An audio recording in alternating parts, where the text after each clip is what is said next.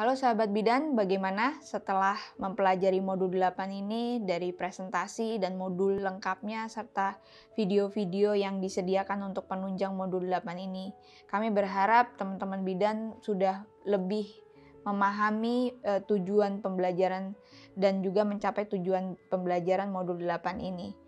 Beberapa hal yang dapat kita rangkum dari materi modul 8 ini, yang pertama adalah layanan dukungan dan pengobatan untuk HIV, AIDS, ODA, dan infeksi menular seksual serta infeksi hepatitis B dan hepatitis C dilaksanakan sesuai kewaspadaan standar dan kewaspadaan transmisi.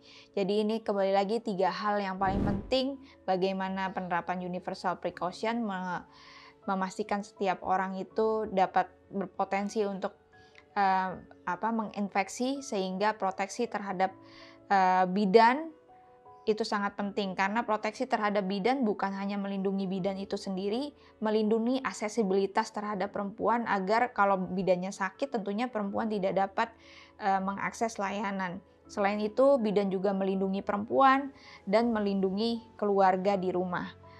Kemudian bagaimana penerapan respectful midwifery care itu menjadi sangat penting. Jangan lagi melihat orang itu terinfeksi, tapi lihat dia sebagai manusia yang memiliki hak yang setara. Bagaimana bidan memanusiakan manusia dan menerima semua perempuan, semua pasien klien yang datang dan memberikan layanan yang terbaik tanpa membeda-bedakan.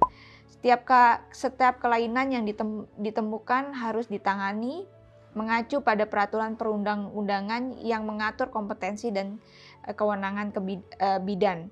Kasus-kasus yang tidak dapat ditangani tentunya harus wajib segera dirujuk.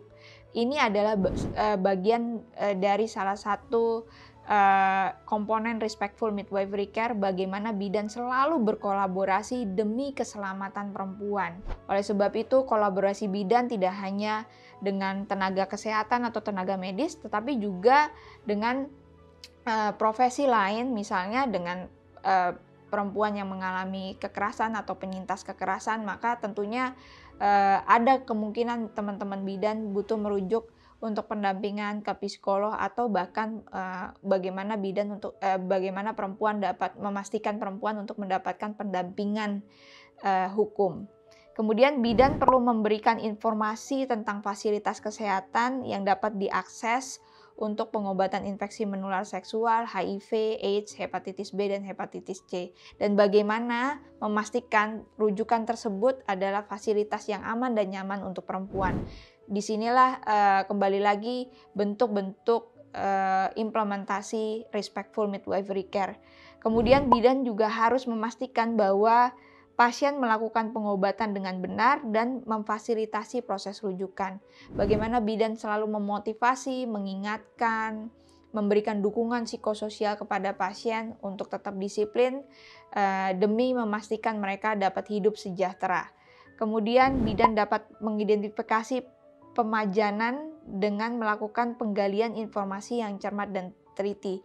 Di sini kemampuan bidan dalam melakukan deteksi dini tidak hanya pada masa antenatal care saja, tapi dalam setiap asuhan, dalam setiap menerima pasien, bidan wajib dan harus mampu melakukan deteksi dini, triase, tata laksana awal, dan rujukan segera.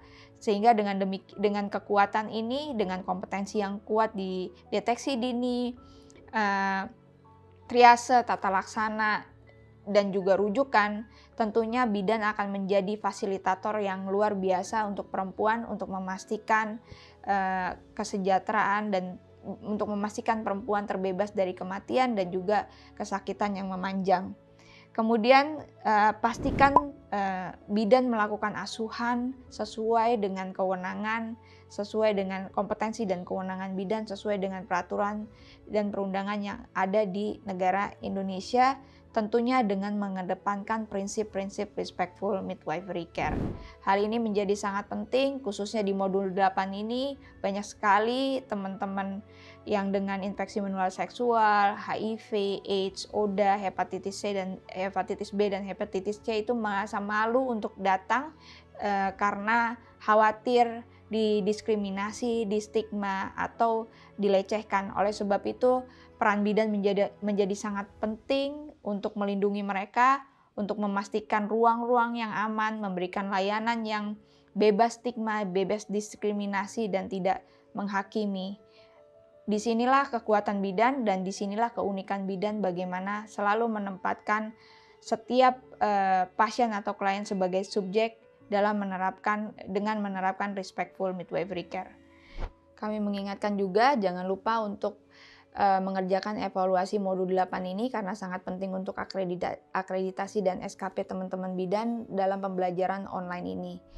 Semoga 8 modul ini dapat bermanfaat untuk teman-teman dan sahabat-sahabat bidan semua di seluruh Indonesia, khususnya dalam menerapkan layanan kesehatan seksual reproduksi perempuan dengan prinsip-prinsip respectful midwifery care.